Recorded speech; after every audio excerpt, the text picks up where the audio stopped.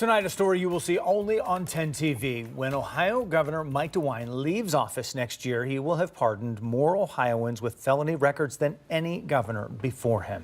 A total of 338 people have received pardons under Governor DeWine. 287 of those were approved under his expedited pardon project that started 6 years ago.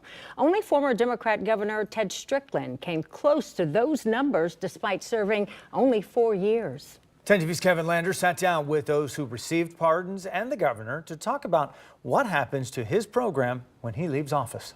I never knew how to deal with anger. Their stories. When I got charged with burglary, me and some friends, we made a bad decision. Are deeply personal. When I turned 18, my life was in a downward spiral. I suffered a lot of trauma as a kid, and I started using drugs. Their mistakes of the past. I chose the life that was handed at me.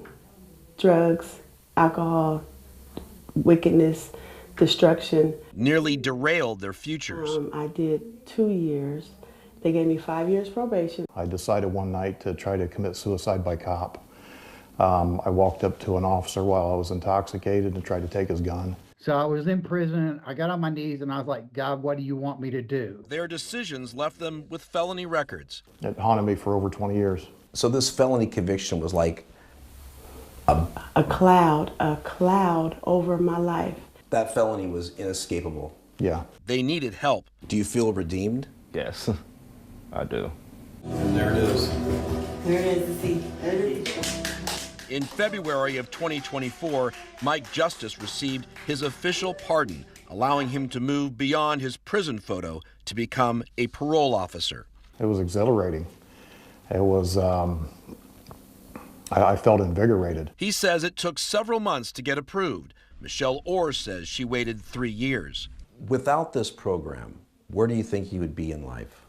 Not a real estate agent or a notary for a fact. There's everything right there that I need. Donovan Robinson waited 2 years for his pardon before it arrived in December of last year.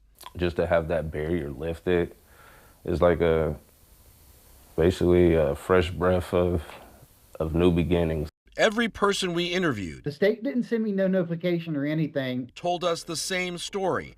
They had no idea the expedited pardon project existed.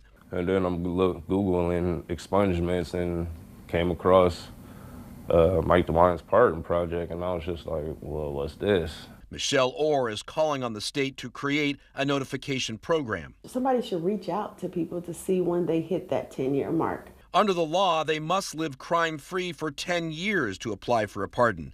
I asked Governor Mike DeWine about concerns over lack of notifications. Are you aware of this criticism, and do you think the program needs to do a better job of informing people about this? Well, I think the best way to inform them, quite candidly, is through you all. As for people like Donovan Robinson, I want to be an inspiration to my kids. he hopes to use his new freedom to become a firefighter or a 911 dispatcher.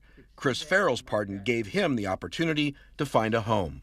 My wife was in tears. We finally got a place to live. We found somebody that would rent to us. He's now a substance abuse counselor. All of them It feels like redemption. have an attitude of gratitude. If you could go back in time and talk to the 19-year-old self, what would you tell him? Don't do it. Don't do it. Make better choices.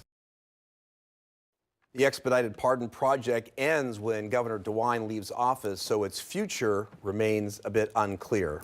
Well, there are current candidates for governor. We know who they are right now. Is there any indication that they're going to continue this program? That's right. We actually asked two of them. Here's Vivek Ramaswamy's spokesperson. He told me he's open to reviewing this program more closely and examining its impact once in office. Now, through a spokesperson, Dr. Amy Acton also said, I will conduct a thorough review of Governor DeWine's expedited pardon program to make sure it's achieving those goals. So neither side is committing 100%.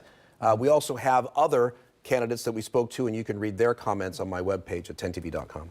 Okay. All right. Thank you, Kevin. I hope they do follow up with that, because that's changing lives. It is changing Giving lives. them that second chance they need to Yep. move on with their lives. All right. Thank you, Kevin.